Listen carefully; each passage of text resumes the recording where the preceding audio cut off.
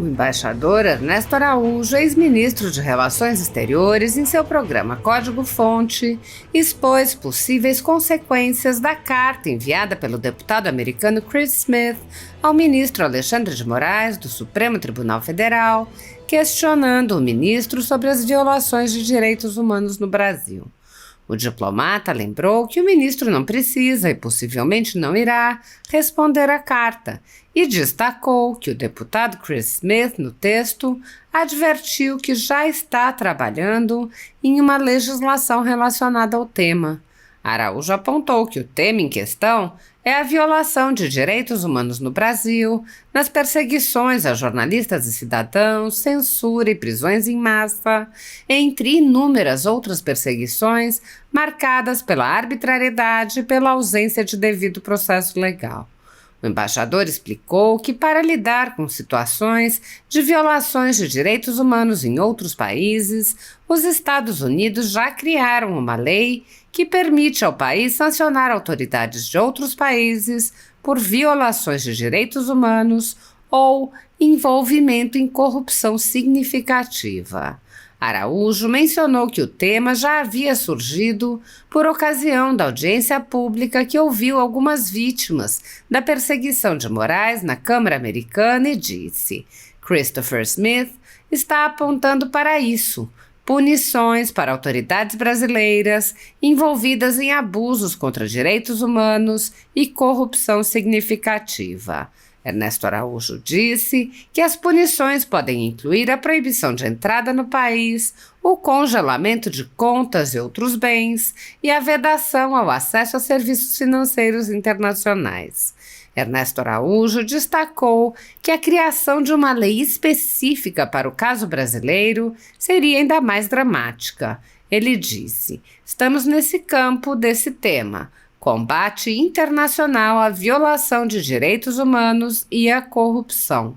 Isso é extremamente sério. Não estamos diante de uma fofoca entre um deputado e um juiz.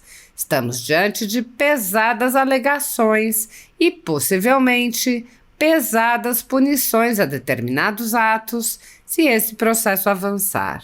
O diplomata explicou que, para que o projeto avance, é necessário haver uma combinação de uma base jurídica com a questão mais subjetiva da conscientização. Ele ponderou que ainda não há consciência suficiente do grau de abusos no Brasil e expôs: começa a germinar essa consciência. Na medida em que se discute essa legislação, a conscientização vai aumentando. Ernesto Araújo propôs uma reflexão sobre os dois aspectos que são abarcados pela Lei Magnitsky: violação de direitos humanos e corrupção significativa. Ele apontou que esse segundo aspecto da corrupção já está chamando a atenção da imprensa internacional, que vem prestando atenção à anulação de processos importantes de corrupção no Brasil. O embaixador apontou: alguém vai começar a associar esses fios e questionar: será que essas peças se encaixam? Será que existe uma força político-jurídica no Brasil trabalhando para descriminalizar a corrupção, para consagrar a corrupção, e essa mesma força está intimidando quem denuncia esse sistema? Está expulsando jornalistas, prendendo pessoas, prendendo patriotas que denunciam esse sistema? Será que encaixam essas duas vertentes? Ele acrescentou: o cheiro de corrupção está ali na área. Então, se abrir a porta para a discussão do tema de direitos humanos nessa perspectiva internacional, é difícil que esse olor, esse aroma de corrupção não entre na sala. E ao entrar o aroma de corrupção, as pessoas vão começar a pensar também se existe esse encaixe entre o tema da censura, o tema da destruição do Estado de Direito e o tema da corrupção no Brasil. Ernesto Araújo alertou que no atual contexto de conflito mundial, há uma conscientização crescente da ligação entre regimes autoritários e crime organizado, corrupção, lavagem de dinheiro. Ele disse: o tema Brasil, censura relacionada com corrupção, cai num ambiente que está muito mais quente.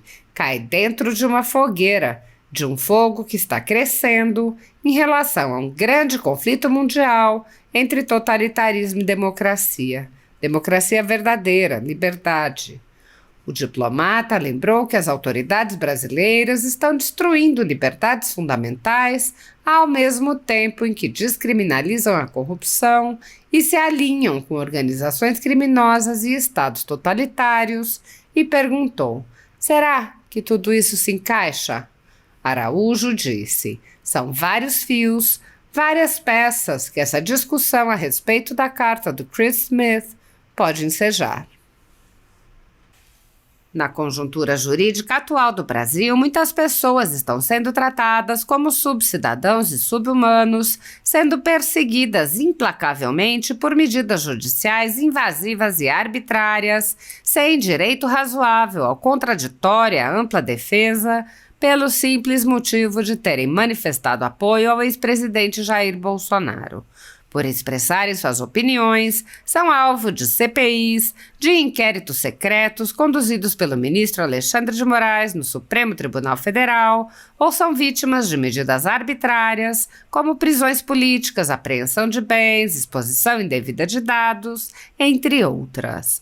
O ex-presidente Jair Bolsonaro chegou a advertir em um pronunciamento para uma manifestação da subprocuradora Lindor Araújo, da Procuradoria-Geral da República, que denunciou o uso da técnica da Fishing Expedition por parte do ministro Alexandre de Moraes. A técnica é comum nos inquéritos conduzidos por Moraes contra adversários políticos, jornais independentes e cidadãos que se expressam de maneira crítica contra a conduta de ministros da Suprema Corte. Neste modus operandi, o investigador promove uma devassa em pessoas escolhidas por ele para procurar algum indício ou algum motivo para acusação, em contrariedade ao preconizado pelo direito que deveria investigar fatos. Em inquéritos conduzidos em cortes superiores, observa-se um procedimento característico. Matérias da velha imprensa atribuem um rótulo ou marca a um grupo de pessoas e isso é tido como suficiente para quebras de sigilos, interrogatórios, buscas e apreensões, prisões e confiscos. As matérias e depoimentos de pessoas suspeitas são aceitas sem questionamento e servem de base para medidas cautelares contra as pessoas marcadas, após promover uma devassa nas pessoas e empresas no que é conhecido como Fishing Expedition.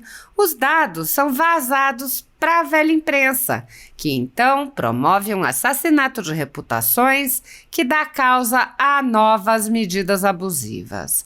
Conforme vários senadores já notaram, os procedimentos são comumente dirigidos aos veículos de imprensa independentes em evidente tentativa de eliminar a concorrência, controlar a informação e manipular a população brasileira.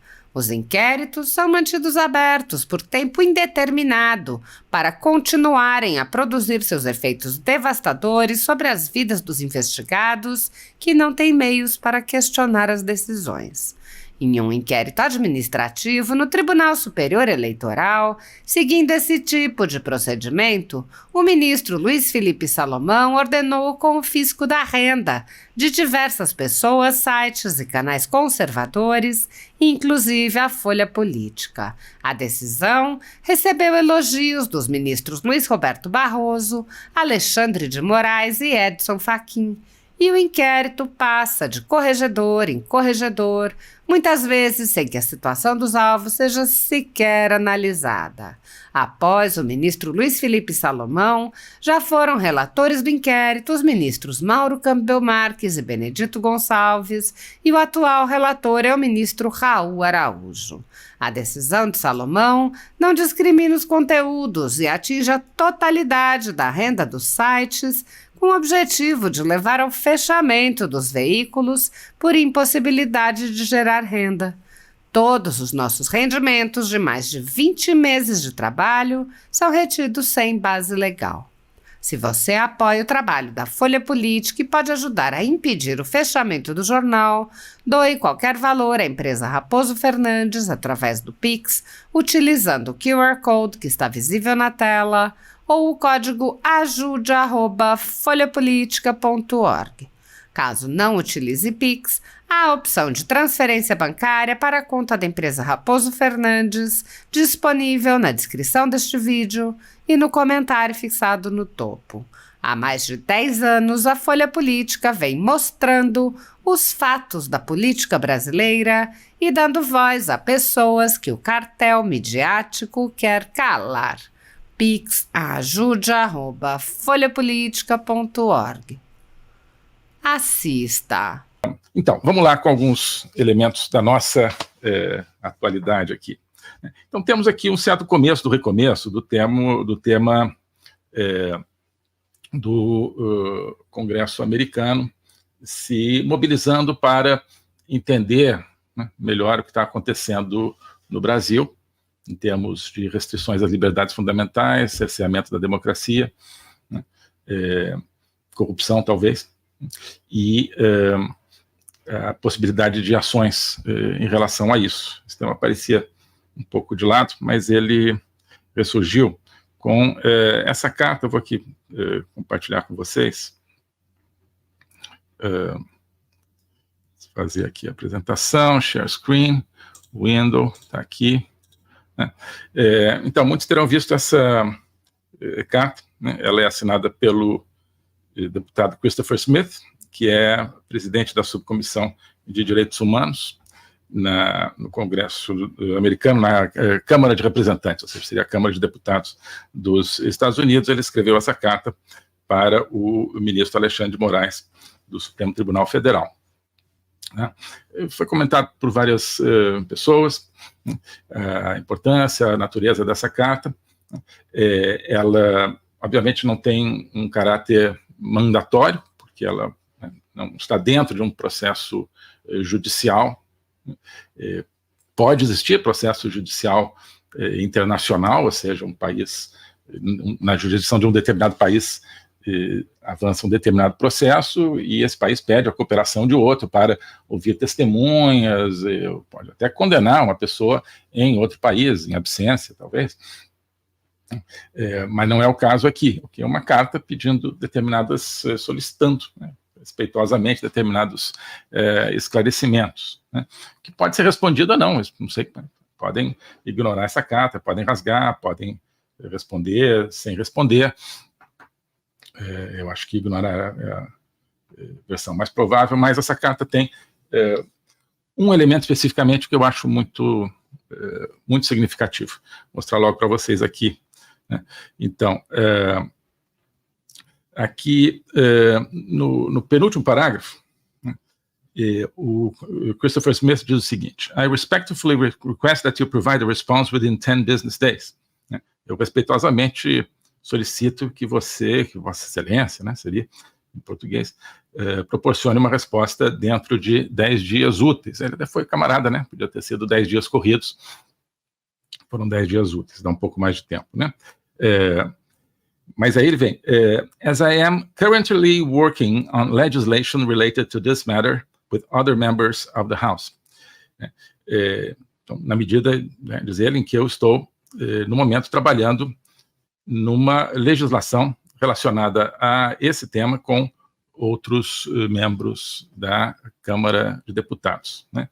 E qual é esse tema, this matter? São tudo que está tratado aqui, intimidação de jornalistas, possíveis ordens ilegais relacionadas à suspensão de operação de mídias no Brasil, perseguição a parlamentares, procedimentos enfim, judiciais questionáveis, etc., etc.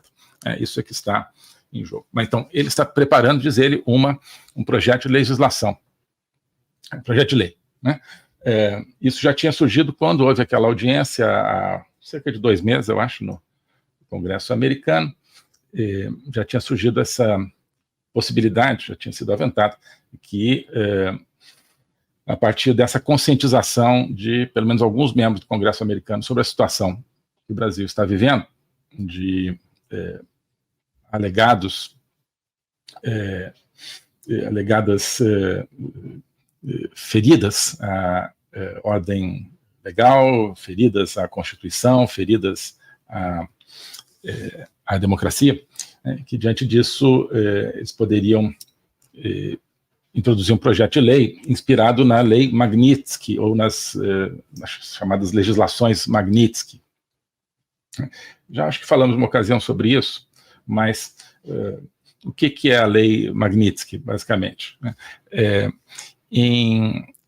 Deixa eu parar de transmitir aqui, a gente fica mais aqui entre nós. Então, só para ver também aqui a data, 2012. Né? Então, em 2008, um russo chamado Sergei Magnitsky, que era um tax accountant, eles dizem, como é que é, um contador, né, de impostos, né? Ele denunciou superiores dele, enfim, outros funcionários, digamos, do Ministério das Finanças da Rússia, por corrupção, né?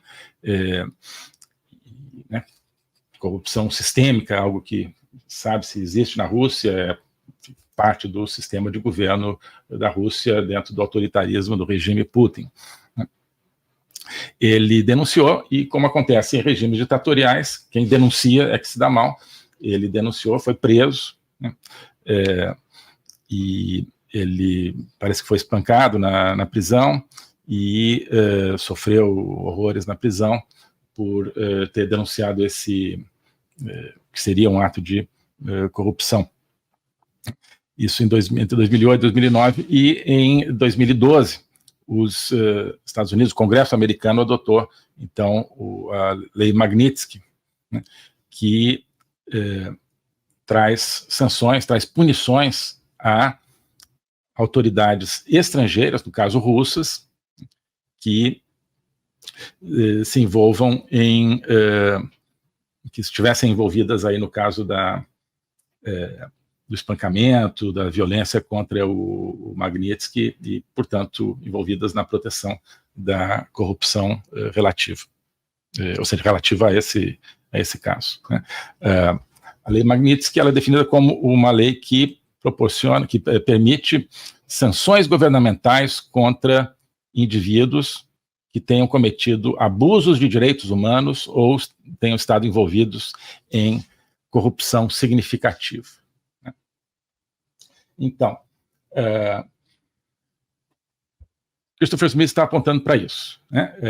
A lei Magnitsky foi inspirada pela Rússia, agora, né, poderia surgir, né, se isso avançar, uma lei, podemos imaginar que nome teria, relacionada, se bem que Magnitsky foi a vítima, né? No caso do Brasil, não sei que nome eles dariam, mas a ideia claramente é de um projeto de lei que introduziria punições contra, no caso, agentes públicos, autoridades, inclusive judiciais, quem sabe, brasileiras, envolvidas em abusos contra direitos humanos e em corrupção significativa. O que poderiam ser essas punições? Ora, proibição de entrada nos Estados Unidos, congelamento de contas e de outros bens, porventura, sob jurisdição americana, né?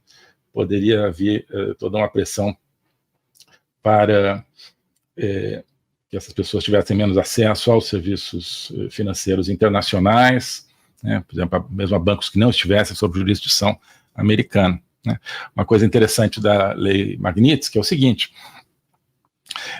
ela não ficou restrita aos Estados Unidos, né? Ela começou, digamos, esse processo começa nos Estados Unidos com essa lei de 2012, mas o Canadá adotou uma lei semelhante em 2017, né? A República Tcheca adotou uma lei semelhante, né? E o Parlamento Europeu, portanto, cobrindo toda a União Europeia, adotou uma norma semelhante em 2019, né? com essa intenção de o quê? Coibir que países autoritários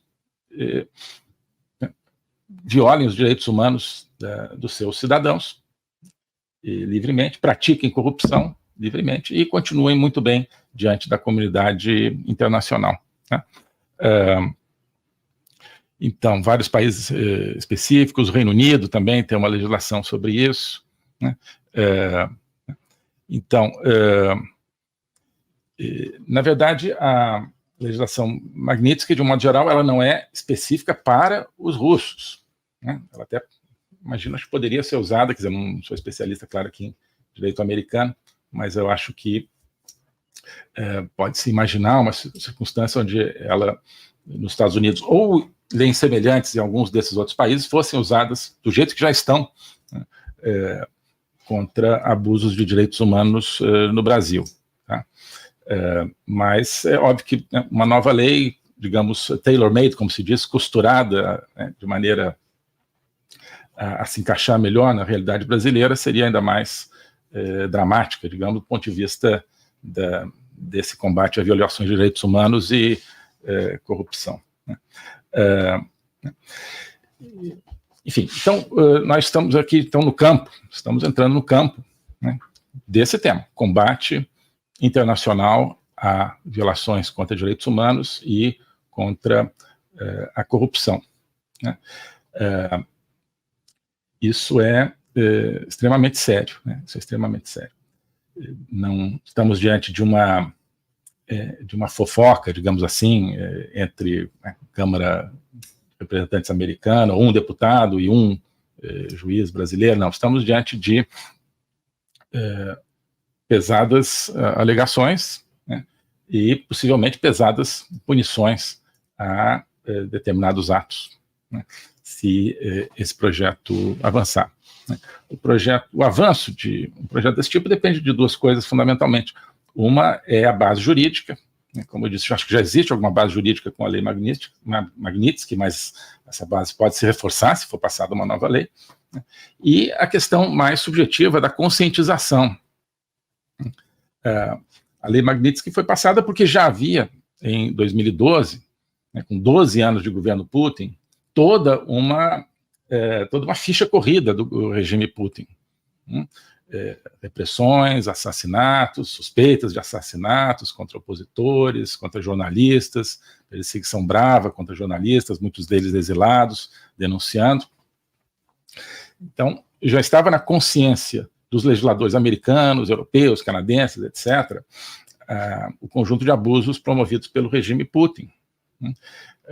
Isso aqui, né, se combina, portanto, com uma base jurídica para a implementação de um ato desse tipo. No Brasil hoje, em relação ao Brasil, não existe uma conscientização desse tipo. As pessoas, muitas vezes, do resto do mundo, né, não têm ideia do que está acontecendo no Brasil, acham que está tudo bem, né, mas começa a germinar essa consciência, né, na medida, então, em que se discute uma legislação, essa consciência, ao mesmo tempo, vai aumentando dentro do Congresso americano, dentro de outras casas legislativas, de repente, estão discutindo um negócio aí, o que é isso? Porque você tem, visivelmente, um deputado que está trabalhando nesse sentido, um deputado extremamente respeitado, Chris Smith, né, o mais antigo da Câmara de Deputados americana, né, a maioria dos outros não sabem muito bem o que está acontecendo, né, mas o que acontece quando, claro, cada deputado tem os seus temas nos quais ele trabalha e os outros, né, estão ali olhando, de vez em quando surge lá um desses temas, cresce, e aí todos vão se informar a respeito. Isso é o que pode acontecer com esse tema. É um tema que não existia no Congresso americano até alguns meses atrás, agora ele existe. Olha só, tem um deputado escrevendo para um ministro de Suprema Corte estrangeiro, dizendo que está trabalhando numa lei, né, que não diz aqui, mas que é semelhante à lei Magnitsky. Olha só, isso é muito grave. Então, começa um zum-zum no Congresso americano, esse zum-zum extrapola para a mídia, extrapola para tomadores de decisão no executivo americano. O Congresso americano funciona muito com base nos assessores parlamentares, né? Os assessores é que estão o tempo todo sondando o que está acontecendo, quais são os projetos que estão rolando, quais são, né, os temas de interesse que estão surgindo, né, na mesa de outros deputados e outros senadores. E é uma espécie de uma comunidade que realmente prepara depois os papéis, as posições de cada deputado, de cada senador, né? Essa comunidade certamente já está falando, né? 1% dela devia saber o que está acontecendo no Brasil, agora já devem ser os 10%, talvez 15%. Só, o que está acontecendo aí? O Smith está falando essa coisa de Brasil, o que é? Não, tem lá a Suprema Corte, estão dizendo que está fazendo tais coisas, né? Está perseguindo jornalistas, está perseguindo empresas americanas que atuam no Brasil, na área de mídia, por exemplo. Essa consciência vai surgindo, esse zoom vai crescendo, e as duas coisas podem se unir. Tá? Falando de duas coisas se unirem a esse respeito, tem também algo que a gente precisa pensar. É o seguinte, aqui nesse tema, nessa carta, nós temos um dos lados, digamos, da moeda, que é o lado da alegada atuação, né, da Suprema Corte Brasileira contra liberdades fundamentais, né. Existe um outro fio, né, que está solto aí, e começando a chamar a atenção na imprensa internacional, que é o fim do combate à corrupção no Brasil, com decisões também oriundas da Suprema Corte Brasileira, né, que anulam processos, anulam provas, libertam corruptos ou pessoas, né, antes condenadas por corrupção. Isso já chamou a atenção do Financial Times, por exemplo. O que é isso? De repente, enfim, um processo que andou e pessoas foram condenadas, inclusive com cooperação internacional. Outros países verificaram que sim, havia, né, uma reverberação da corrupção brasileira nos outros países. Enfim, corrupção foi praticada também em outros países, através do sistema financeiro, etc. Como é que é isso? Que de repente esse caso desapareceu e todo mundo é inocente, e todo mundo está aí ocupando altas posições de poder, né? Então, eu acho que em algum momento alguém vai amarrar esses dois fios, né, aí nos debates na Câmara Americana, de repente em debates, quem sabe, no Parlamento Europeu. Parênteses, lembra que o Parlamento Europeu está indo para um lado do conservadorismo, né? Os conservadores foram os principais vitoriosos na última eleição do Parlamento Europeu. A atmosfera no Parlamento Europeu para olhar o Brasil não como um caso de democracia, mas como um caso de atentado à democracia, essa atmosfera está crescendo, tende a crescer no Parlamento Europeu.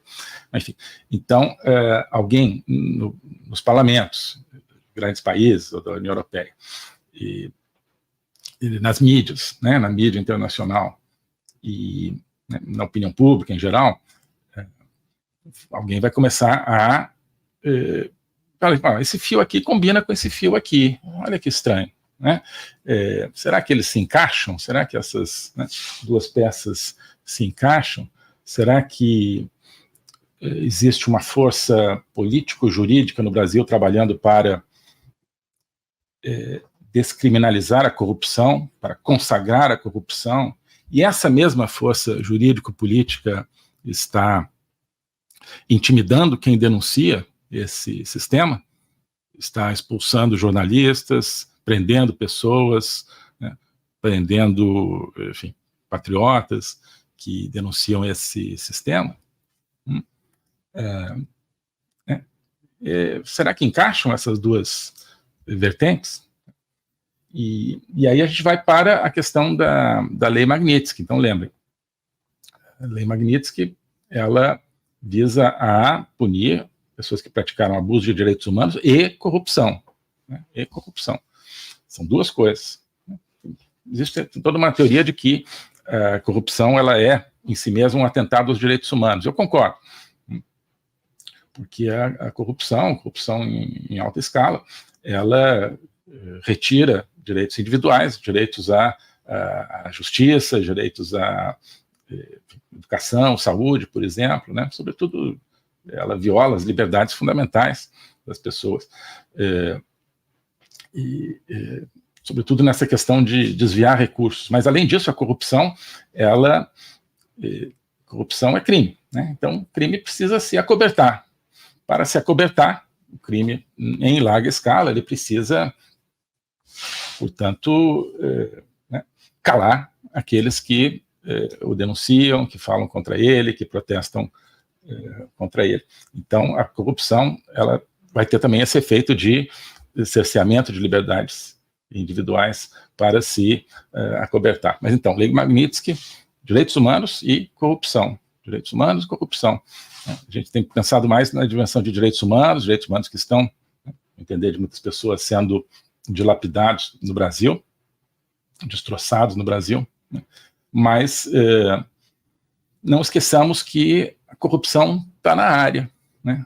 A gente está olhando aqui, direitos humanos, censura, né? Intimidação do Twitter, do Elon Musk, etc., né? Mas a corrupção está aí, né? Está aí, o cheiro de corrupção está aí na área. Então, se abrir a porta para a discussão do tema dos direitos humanos nessa perspectiva internacional, é difícil que esse olor, né, esse aroma de corrupção não entre na sala, né? E ao entrar o aroma de corrupção, as pessoas vão começar a pensar também se existe esse encaixe entre o tema da censura, o tema da destruição do Estado de Direito e o tema da corrupção no Brasil, né? Um outro aspecto é o seguinte: lembrem que nós estamos, né, num período de conflito mundial, existe um conflito na Ucrânia, especificamente, existem outros conflitos por aí, mas há uma conscientização crescente, né, da ligação entre regimes autoritários e crime organizado, corrupção, lavagem de dinheiro, toda essa parafernália criminosa. A Rússia, né, é um país onde você não distingue mais governo de máfia, é um governo, né, está nessa linha, né? O Irã, né, todas as indicações de que é envolvido, por sua vez, né, também está envolvido com tráfico de drogas, com tráfico de pessoas, com lavagem de dinheiro, tudo isso, né? China, a gente não fala tanto da China nessa dimensão, vamos falar em próximas lives aqui, né? Aqui a gente fala, né? Estava lendo um livro importantíssimo sobre vários aspectos aí de influência da China e de ligação da China com crime organizado nos Estados Unidos. Se tem ligação nos Estados Unidos, tem ligação. China, quando a gente fala China, é o Partido Comunista Chinês, né?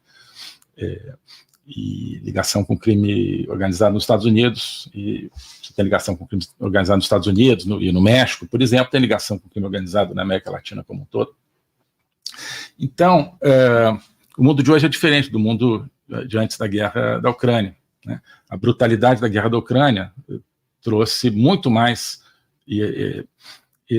esfrega na cara das pessoas no Ocidente democrático essa realidade do totalitarismo aliado com o crime organizado, inclusive com a corrupção, né? Então, o tema Brasil, né, o tema censura, talvez relacionado com corrupção no Brasil, esse tema cai num ambiente que está muito mais quente, ele cai dentro de uma fogueira, e o fogo está crescendo em relação a um grande conflito mundial entre totalitarismo e democracia, tá?